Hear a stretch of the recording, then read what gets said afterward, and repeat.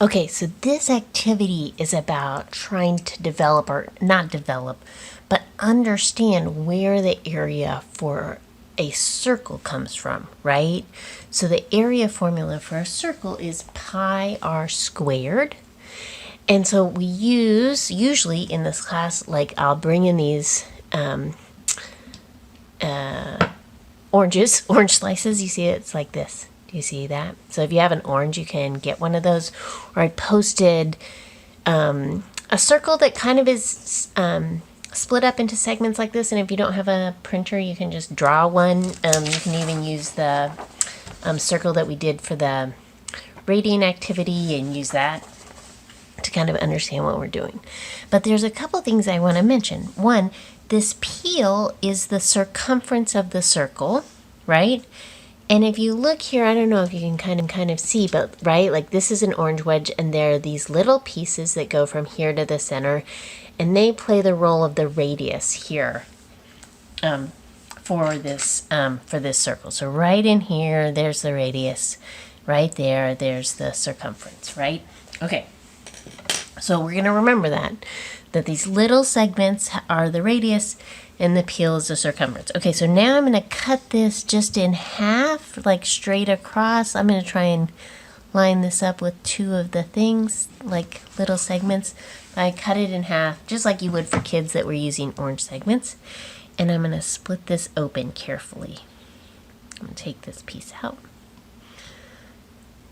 And I'm not going to detach this because I want to kind of maintain, because all this like flesh of the orange is what I'm thinking about. Again, like a lot of these activities are, I'm going to take the area and move it around and make it into a different shape that I already know.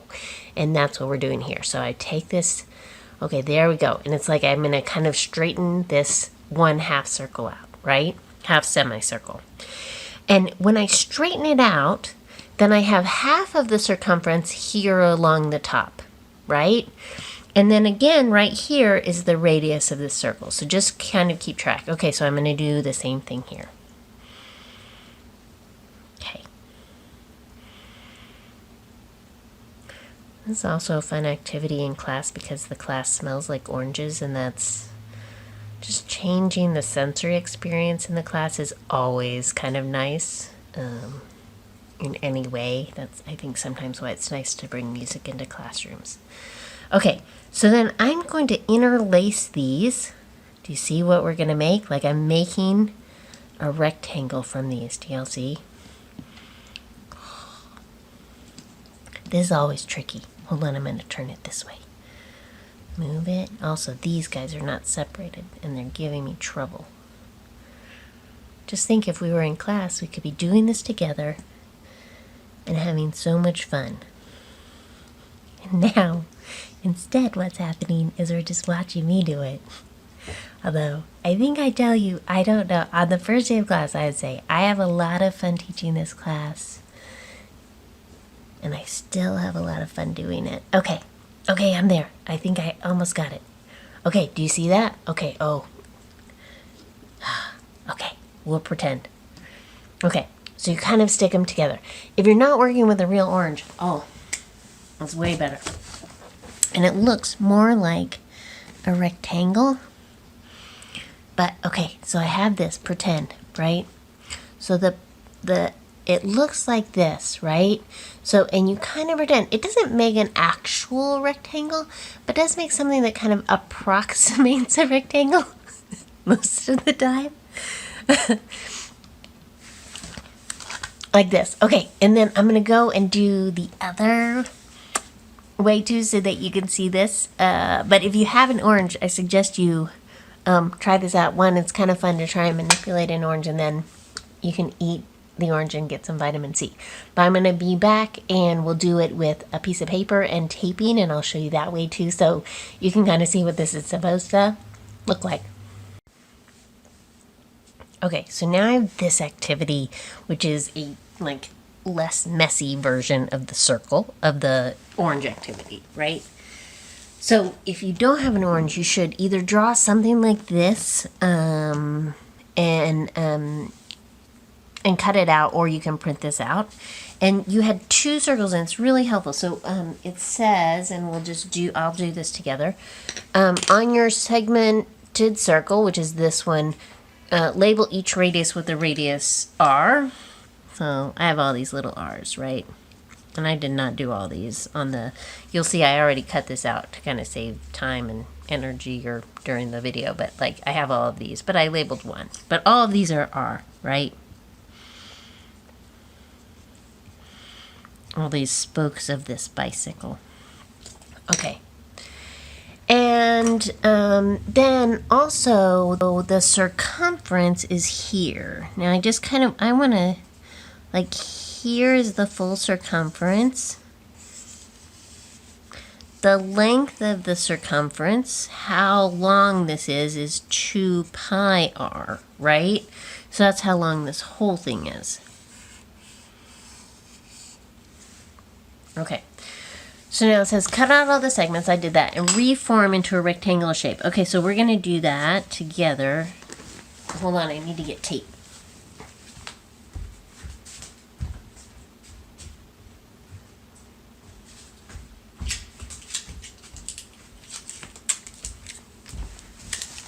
Okay, I'm ready. So I'm going to push this kind of up, and then I'm going to reform, and I'm just going to start, and the goal is to kind of make a rectangle with these shapes. So like maybe those 2 together, and I'm going to get a piece of tape that's kind of long enough to hold those 2 down, right?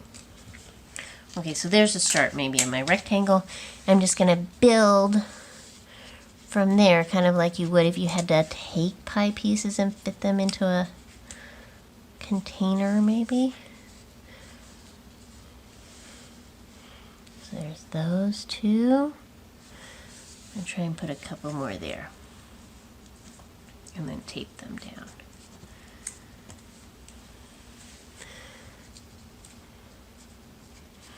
These are hard to pick up. There's that one. Okay, I'm going to do, and then I'm going to tape these down.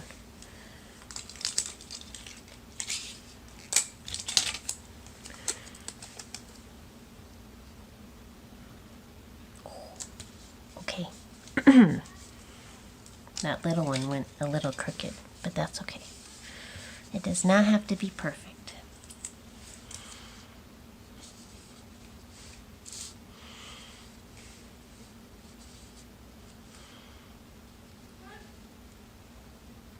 There.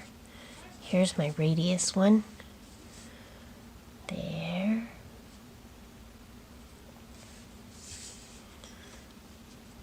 There. One more.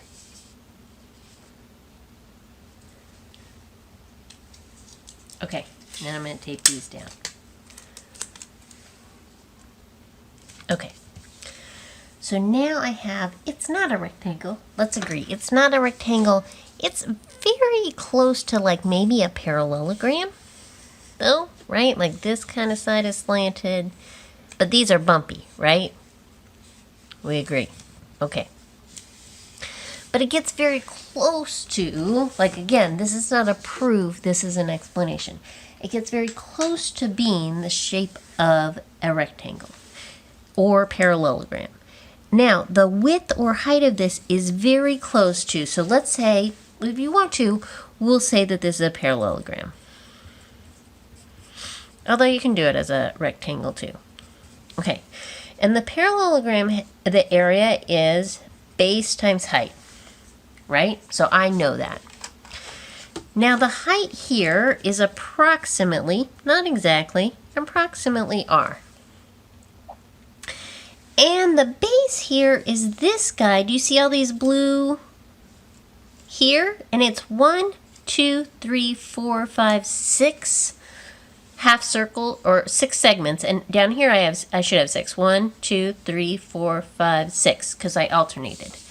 And I want to do that up here, maybe in another color if I can find one.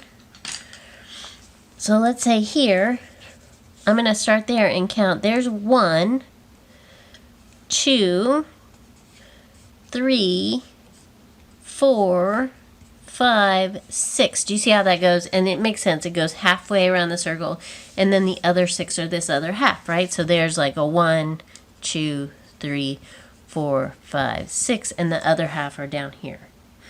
Which means the length of this arc here is half of this, which should be just pi r. So the base across here should have length pi r, right? So I have base is approximately, not exactly, oh, it's not 2 pi r, it's just pi r. Hold on. Pretend that's an eraser. Pi r. Okay. Right? Okay. So now the parallelogram area, if area is base times height,